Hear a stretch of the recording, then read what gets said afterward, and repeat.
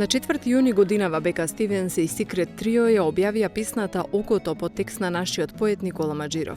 Во објаснувањето дадено на YouTube линкот од песната, Бека Стивенс пишува дека од самиот почеток на работата на проектот знаела дека сака да внесе турска и македонска поезија во нејзиното пишување. Конкретно за Окото, пишувањето започнало со демо снимка од Майкл Лик.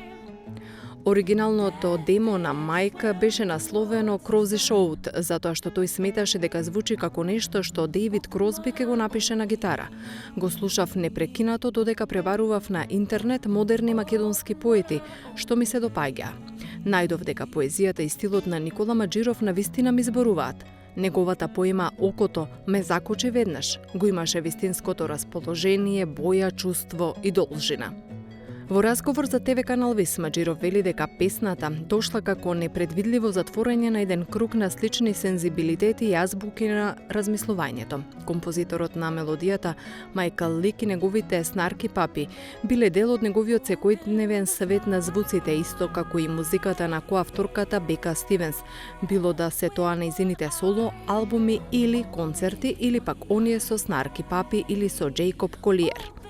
Не можев да замислам поубав подарок на универзумот во миговите на повторното физичко и животно раѓање по денови и денови поминати меѓу немите болнички ѕидови и будните гласови на докторите. Песната Диај завршува со стиховите: "А во дланките чувам дом, соба за молитви во болнички двор.